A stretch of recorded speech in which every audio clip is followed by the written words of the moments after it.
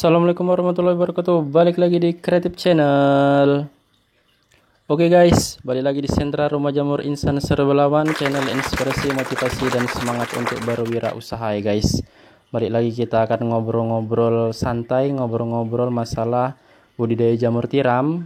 Kita akan buka ataupun kita akan sharing di komunitas jamur tiram ini ya guys ya, reaction. Karena saya lihat ini ada banyak postingan-postingan yang masuk.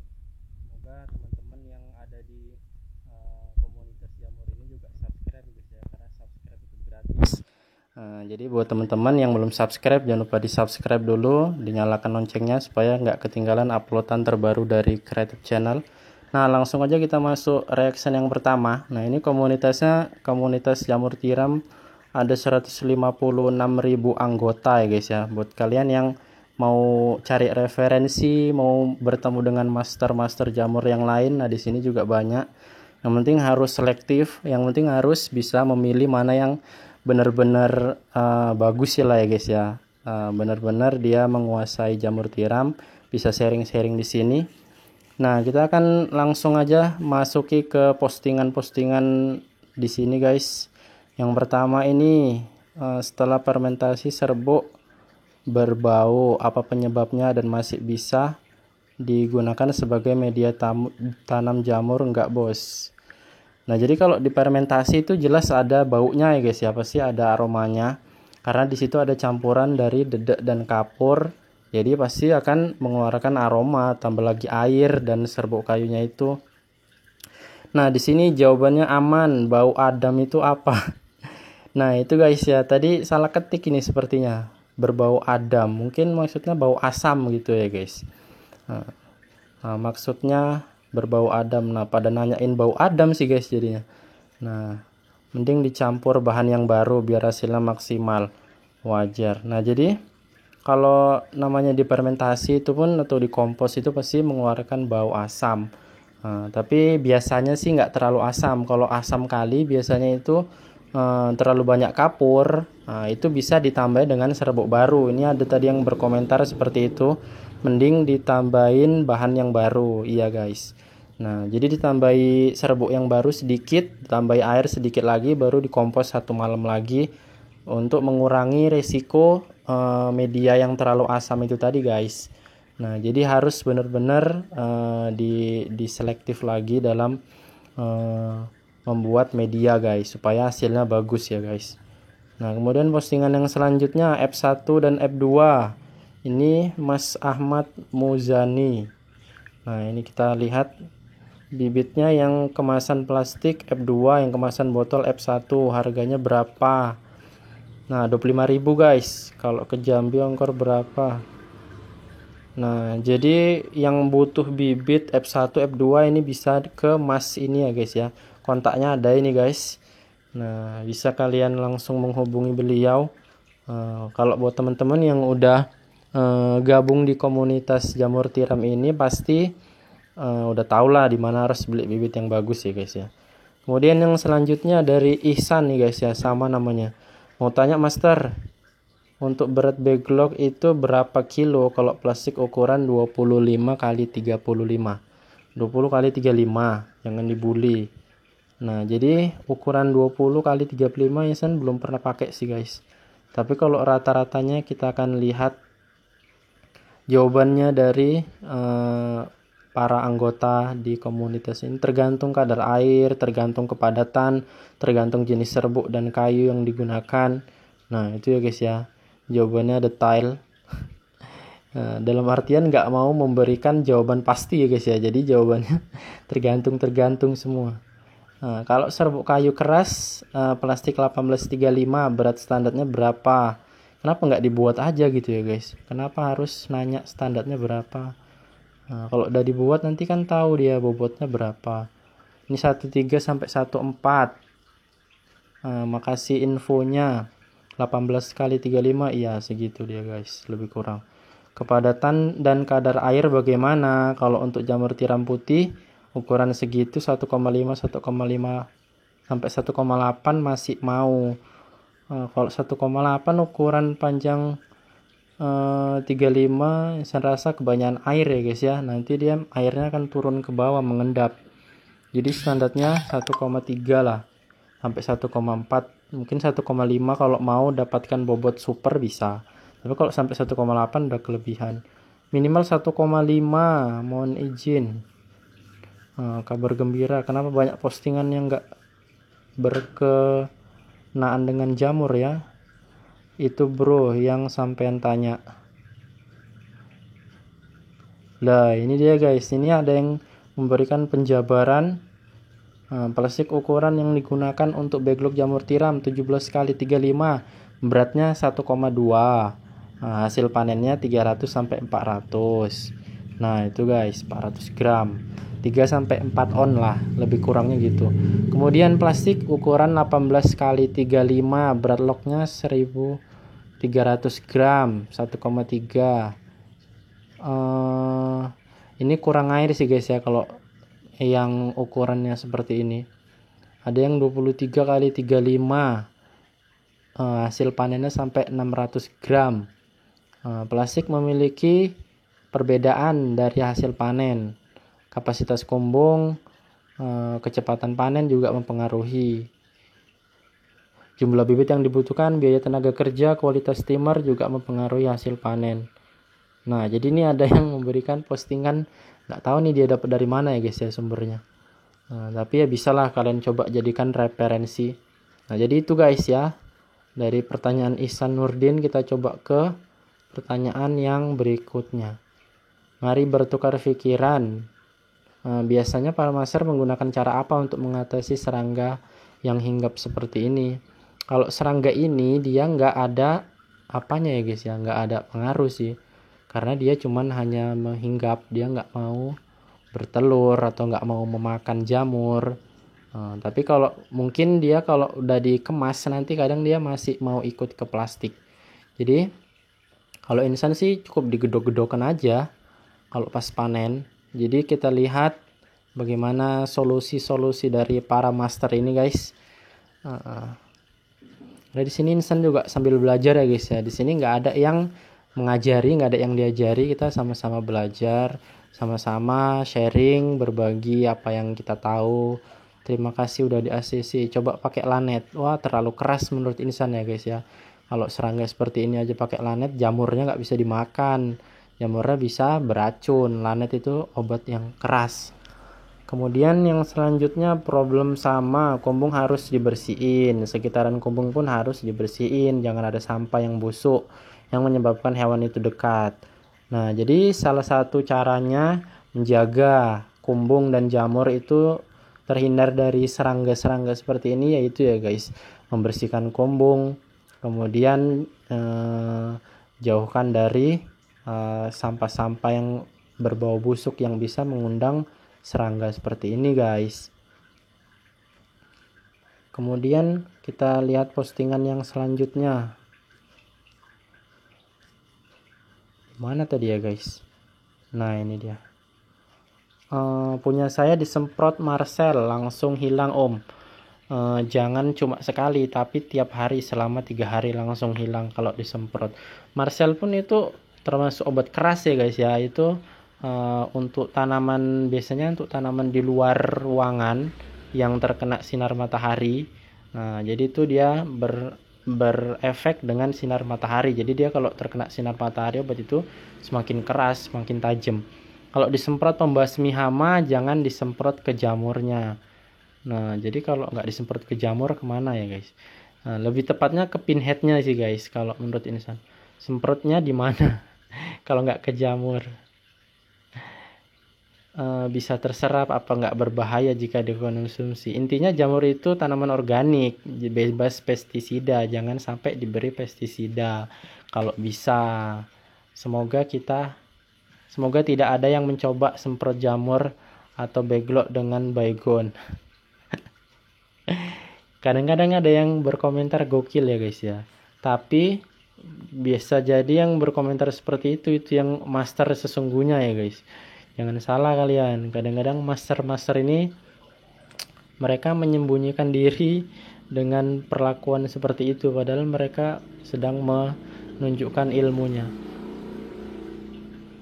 Semprot aja dengan air pandan. Kalau ada daun pandan ditumbuk, ditambah serai dan kulit jeruk juga bisa. Wah, ribet ya. Pakai penghisap debu aman. Wah, biaya ya. Semprot pakai obat hama namanya Rizotin. Wah, Rizotin obat ulat ini guys. Jangan. Kalau obat ulat ini dosisnya dia kalaupun sedikit sekali bisa lah ya guys ya. Karena kalau ulat aja mati nanti kalau misalkan dosisnya banyak-banyak. Kalau bisa ulatnya itu hanya sekedar pergi, bisa dia guys ya. Jadi dia kalau udah terkena Rizotin sedikit, dia mau berjalan menghindar, pergilah dari jamurnya itu, jalan bisa guys. Jangan sampai mati di jamur. Hindari pembusukan di dalam serta di area kumbung. Nah, ini kadang yang membuat serangga-serangga itu juga bisa guys, saat panen itu ada jamur yang ketinggalan, ada pinhead yang ketinggalan kemudian busuk di backlognya itu bisa menyebabkan hama ulat serangga bisa tertarik datang dan berkembang biak lah di situ ya guys. Kalau saya disemprot Marcel juga ini, saya pakai Curason sama Lanet, dikasih tahu sama yang di grup ini juga, alhamdulillah mati. Yang penting rutin seminggu sekali. Nah, jadi kalau mau pakai yang kimia gini, sarankan itu saat kumbung masih kosong ataupun saat jamurnya kosong ataupun saat masih pinhead kecil-kecil lah. Ataupun kalau misalkan darurat ya dielak-elakkan lah guys ya jamurnya. Supaya bahaya sebenarnya guys. Kalaupun kita nggak mengkonsumsi jamur itu kan kita jual, itu bisa dikonsumsi orang. Nah, bisa keracunan kalau misalkan dosisnya melebihi. Ya gejala teringan ya mungkin mual dan pusing lah. Tapi kalau kebanyakan nanti bisa koit ya guys ya. Aku suka kalau ada hama itulah. Bikin subur backlog, nggak cepat kering, males nyiram soalnya. Lagi pula dia kalau makan jamur nggak habis 1 kilo. Nah, jadi ini ada komentar ya guys ya dari Ian Oyster Mushroom. Dan dia mendapatkan 15 like dan 12 icon ketawa ya guys ya. Jadi komentarnya ini agak sedikit ekstrim, pendapat yang berbeda. Terima kasih master infonya katanya guys. Efeknya jamurnya kuning nggak bang? Kalau kelamaan pasti lubang-lubang jamurnya, jadi kurang bobot jamur pastinya. Kalau disemprot pakai atsiri semacam serai dan zat kimia lainnya, ada pengaruhnya enggak? Soalnya zat aktif. Ya dicoba aja disemprot. Ilmu kalau enggak dari pengalaman sendiri enggak seru. Bagusan seperti itu organik, tapi jangan sampai berlebihan dosisnya. Nah, jadi ini guys, memang hama itu yang enggak makan jamur, enggak sampai sekilo. Dia itu hanya hinggap di situ ya guys ya. Nah, karena jamur itu kan agak lembab-lembab, dingin-dingin gitu guys. Jadi mungkin si serangga itu dia suka dengan yang seperti itu. Jadi dia di situ hanya menghinggap. Misalnya pernah merhatikan dia nggak sampai bertelur, nggak dan sampai berulat-ulat gitu ya guys ya. Tidak usah disemprot, itu ciri khas dari jamur yang bisa dikonsumsi keluar serangga. Ini hanya musim hujan, nggak disemprot pun akan terbang dengan sendirinya.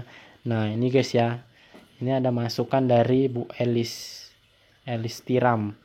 Semprot sama Rizotin lenyap, pakai ramuan ajaib dari Mbah Sutrisno. Ini apa ini, remetuk, maksudnya gimana sih?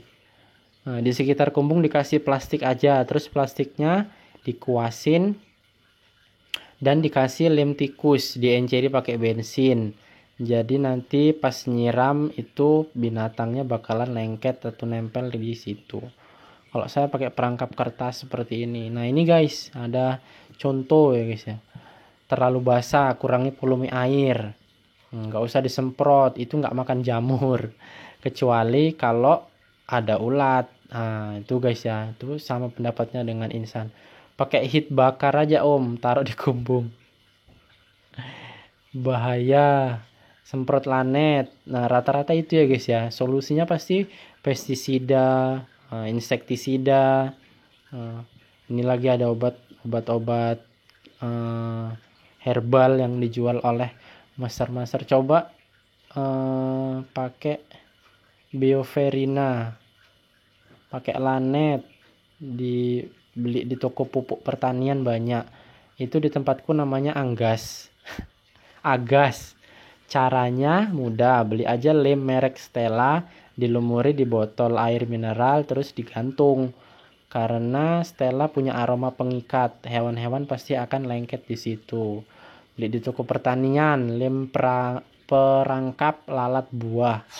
Nah, jadi itu guys solusi-solusinya ya. Nah, udah habis komentarnya. Kurangi kelembapan, jamur pasti basah. Kalau ada rengit tersebut, buka ventilasi, sesekali kumbung diasepin. Nah, kumbungnya diasepi guys. Nah, itu tadi lah ya guys ya. Kalian sendiri yang bisa menilai. Ini dia guys, hamanya.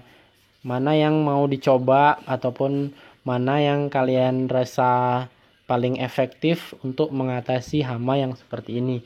Tapi kalau dari versinya Insan ini nggak apa-apa sih guys ya. Dia nggak makan jamur, dia cuma hinggap-hinggap gitu.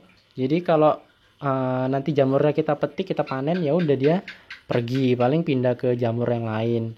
Dia cuma numpang berteduh aja tuh guys. Nah, kita coba cari yang selanjutnya. Coba F2 media jagung ungu. Mohon koreksinya master. Emang ada jagung warna ungu ya guys? Baru tahu Insan. Bagus ini ya guys ya, tapi yang seperti ini kok agak hijau sih. Hijau atau memang bibitnya yang seperti itu? Kita coba lihat komentarnya sedikit. Jagung sampai hitam kelamaan masak. Itu emang warnanya jagung ungu. Wak. Kenapa? Nggak apa-apa. Itu main gadget aja. Jagung ungu, baru tahu Insan ada jagung ungu guys. Kalau mau buat F2, rendam jagung semalaman, terus ditiriskan, lalu dimasak sampai ada yang pecah. Untuk menghilangkan kadar air yang berlebihan, sebaiknya dijemur sampai di genggaman tangan nggak lengket. Kalau habis dimasak, ditiriskan langsung masukkan botol, bisa 100% gagal. Karena gue pernah nyoba kayak gitu guys ya. Itu ya guys ya, tuh dari masukan itu. Ini jagungnya supaya lebih jelas. Oh, memang warna ungu ya guys ya. Harganya gimana ini? Lebih murah dari jagung biasa atau lebih mahal atau sama? Yang perlu diperhatikan proses dari awal sampai inokulasi, kadar air pada jagung, sterilisasi, itu poinnya. Oke, terima kasih masukannya. Apa ada nutrisi tambahan supaya miselium tebal? Bisa juga ditambah kapur.